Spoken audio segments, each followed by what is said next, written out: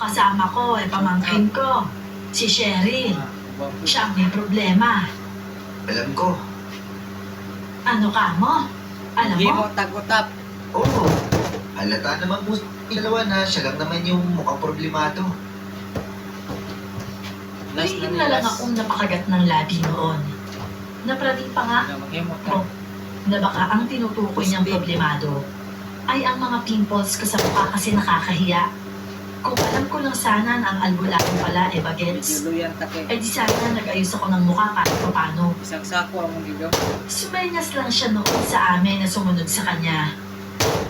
At nagtinginan muna kami gahin ko bago sumunod. Medyo may distansya pala ang bahay niya at ang mga bahay na magkakalapit. Gawa din yun sa kahoy at kawayan. Yero naman ang bubong. Pero parang isang tulak na lang matutumba na ang bahay na yun. Nasa bungad lang yun, pasok sa kakahuyan.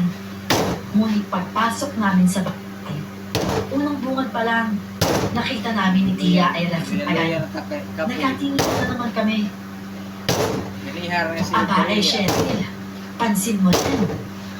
Yung niya? Oo. Tapos ang bahay niya ay parang matutumba na. Parang ang weirdo ano. May rep siya sa loob ng bahay na parang kumo, hindi ba? Maupo lang po kayo dyan. Agad na napatighin naman ang tiyahin ko. Nagbubulungan pa rin kami sa mga napapansin namin sa paligid. Si Tia naman, hindi makatiis.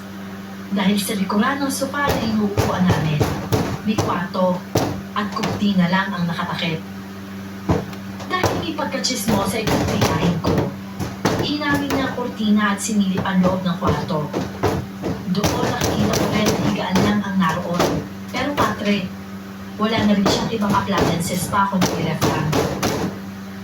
Maya-maya ay bumalik ang lalaki at may dala itong pitcher na may tubig at mga baso. O ito po. Inom na lang po yung mga gusto uminom. Ay maraming salamat po. Ano nga ang pangalan mo? Igan. Ignacio po. Pero Igan na lang. Tunog tatay yung Ignacio eh. Gusto kong pa sa pagrereklamo niya sa pangalan niya. Tama naman kasi hindi bagay sa kanya ang Ignacio at mas cool pakinggan ng Igan. Bali, yung may bakay lang ang sasagot ha. Anong problema? Siniko naman ako ng tiyahin ko at kabado akong napatingin kay Igan. Nahihiya rin ako magsalita pero nakatingin sa akin si Igan. Thank you, Lord. Kaya wala Nakakit akong me. choice kung hindi